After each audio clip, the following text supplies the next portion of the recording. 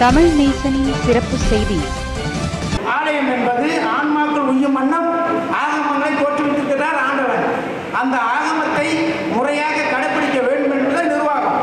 அந்த நிர்வாகத்தை தேர்வு செய்யும் பொழுது ராஜாக்கள் போல செயல்படக்கூடாது. அது யாராக இருந்தாலும், இப்போ இருக்கிற நிர்வாகம் இருந்தாலும் சரி, வருகின்ற நிர்வாகமாக இருந்தாலும் சரி. ஏனென்றால் எல்லா ஆலயங்களிலும் பிரச்சனைகள் உண்டு. அந்த பிரச்சனையை சுமூகமாக தீர்க்க வேண்டும். ROS சொல்லக்கூடிய பதிவு இலாக்கா உங்களுடைய சட்டத்தை எப்பொழுதும் ஃபாலோ பண்ணணும். உங்களுக்கு கோயிலில் ஒரு நிர்வாகம் இருக்கு. எங்கள் துணை செயலாளர் வந்து கேட்டார், என்ன டாக்டர் இப்போ தான் 40ஆம் ஆண்டு விழான்னு. இந்த கோயில் பல காலம் இருந்திருக்கு, ஆனால் நல்ல வேலை அந்த ரிஜிஸ்டர் நம்ப போட்டுருக்கீங்க. 1985, இது 41ஆம் ஆண்டு. அப்போ இந்த கோயில் எத்தனை வருஷம் இருக்கும்? 80 ஆண்டுகளுக்கு முன்பு. ஜமீன்தாராக மாறிவிடக்கூடாது. ஆண்டவன் இடத்துல எல்லோரும் தாழ்ந்து அவன் அருளாலே அவன் தாள் வணங்கி. ஆலயங்களில் ஆணவ போக்கு. நம் நாட்டில் இருக்கின்ற பெரும்பாலான ஆலயங்களில் ஆணவ போக்குடன் செயல்படும் ஆலய தலைவர்கள். ஒரு சில வருடங்களாக சுபாங் ஜெயாவில் அமைந்துள்ள ஸ்ரீ வரதராஜ பெருமாள் ஆலயத்தில்தான் இப்படி ஒரு கெடுபிடி. கடந்த 80 ஆண்டுகளுக்கும் மேலாக சுங்கைவை தோட்டத்தில் அமைந்திருந்த இந்த ஆலயம் இடம் மாற்றப்பட்டு கடந்த 40 ஆண்டுகளாக சுபாங் ஜெயாவில் இந்த ஆலயம் எழுந்தருளி உள்ளது. நான் தான் தலைவர், நான் வைத்ததுதான் சட்டம், என் குடும்ப வாரிசுகள்தான் இந்த ஆலயத்தை நடத்த வேண்டும். இது மட்டுமின்றி ஜாதி பிரச்சனைகள் தலைவிரித்து ஆடுகிறது இந்த ஆலயத்தில். இந்த ஆலயம் இங்கே கட்டப்படும் போது இருந்த தலைவர்கள் நடப்பு தலைவரின் அராஜக போக்கினால் ஒதுங்கி நின்றுள்ளனர். இன்று நாட்டில் ஏறக்குறைய 120க்கும் மேற்பட்ட ஆலயங்கள் அரசாங்கத்தின் கண்காணிப்பில் இருந்து வருகிறது. இதற்கு யார் காரணம்? அரசாங்கமா அல்லது நம்மவர்களின் ஆணவ போக்கா? தலைவரின் போக்கில் உண்மை இருந்தால் கூட்டத்தை நடத்தியிருக்கலாமே, ஏன் நடத்தவில்லை என்ற கேள்வி உறுப்பினர்களிடம் எழுந்துள்ளது. ஆலய உறுப்பினர்களும் பலமுறை பதிவு இலாக்காவிடம் புகார் கடிதம் கொடுத்துள்ளனர். எந்த நடவடிக்கையும் பதிவு இலாக்காவிடமிருந்து இல்லை, ஏன் என்ற கேள்வியும் இங்கே எழுந்துள்ளது. இறுதியில் பதிவு இலாக்காவிடமிருந்து கடந்த 3ஆம் மாதம் 31ஆம் தேதி ஒரு கடிதம் ஆலயத்திற்கு அனுப்பப்பட்டுள்ளதாக நேற்று ஸ்லாங்கூர் மாநில ஆலய ஒருங்கிணைப்பு பேரவையின் தலைவர் டாக்டர் ராஜன் அவர்கள் ஊடகவியலாளர்களிடம் கூறியதாவது: என்னுடைய பேர் டாக்டர் ராஜன்.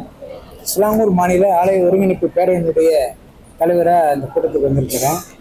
இந்த வரதராஜ பெருமாள் ஆலயம் சுபாங் சில சிக்கலை எதிர்நோக்கி இருக்கின்ற காரணத்தினால் இன்று இங்கு இந்த கூட்டத்தை நடத்த வேண்டிய நிர்பந்தத்தில் நாங்கள் இருக்கின்றோம். காரணம், பதிவிலாக்கா அவர்களுக்கு ஒரு நோட்டீஸ் கொடுத்துருக்குறாங்க. 3ஆவது மாதம் 31ஆம் தேதி. அதிலிருந்து 60 நாட்களுக்குள் ஆண்டு கூட்டத்தை நடத்திவிட வேண்டும் என்று. ஆனால் அவர்கள் நடத்த தவறி இருக்கின்றார்கள். அதோடு மட்டுமில்லாமல் இன்று வருகின்ற 8ஆவது மாதம் 18ஆம் தேதி இந்த ஆண்டு கூட்டத்தை நடத்துவதாக கூறியிருக்கின்றார்கள். ஆனால் ROSலிருந்து எந்த ஒரு அதிகார கடிதமும் அவர்கள் பெறவில்லை. ஆகையினால் ஆலயத்தினுடைய முன்னாள் செயலாளர் திரு பாலகிருஷ்ணன் அவர்களுடைய ஏற்பாட்டில் நடந்த இந்த கூட்டத்திற்கு எங்களை அழைத்தார்கள். ஆனால் ஒன்றுதான், என்னென்றால் நம்மளுடைய சட்டத்தை நாம் எப்பொழுதும் மதிக்க வேண்டும். அக்தா பொறுத்துபவான் கண்டிப்பாக நம்ம எதிலுமே சட்டத்தை மீறி நடத்த முடியாது. அதனால் இந்த ஆலயத்திற்கு ஒரு தனி சட்டம் இருக்கின்றது. இந்த சட்டத்தை அவர்கள் உறுதியாக கடைப்பிடிக்க வேண்டும். ஆகினால் இன்று நடைபெற்ற இந்த தேர்வு முறையான முறையில் நடைபெற்றிருக்கின்றது. இதுக்கு இப்பொழுது பொறுப்பு ஏற்றிருக்கின்றவர்கள் முறையான நிர்வாகத்தை நடத்துவார்கள் என்று நான் நம்புகின்றேன்.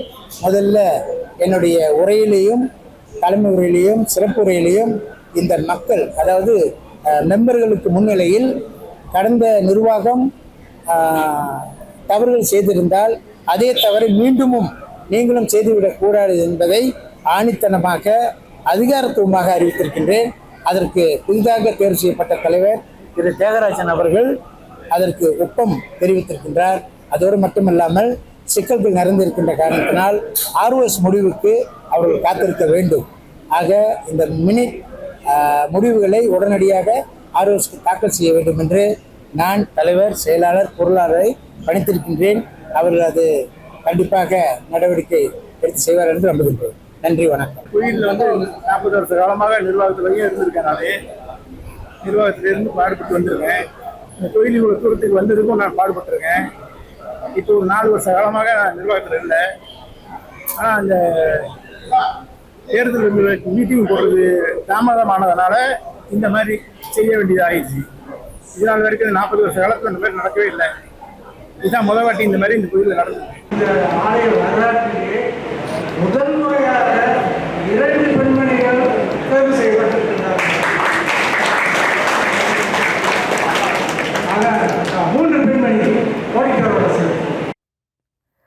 தற்பொழுது முறையாக கூட்டத்தை நடத்தி பெரும்பான்மையில் முடிவெடுத்த அங்கத்தினர்களின் மூலம் புதிய நிர்வாகத்தை அமைத்துள்ளனர்.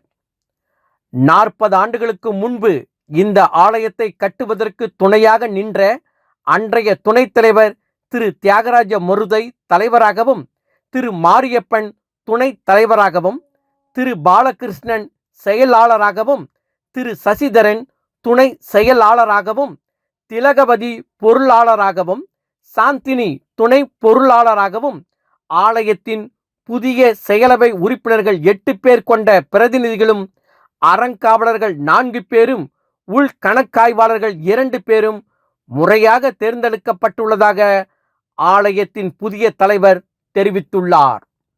தமிழ் நேசன் டிவியை லைக் பண்ணுங்க, சப்ஸ்கிரைப் பண்ணுங்க, சப்ஸ்கிரைபர் பெல் பிரஸ் பண்ணுங்க. இது ஒரு தமிழ் நேசன் டிவி தயாரிப்பு.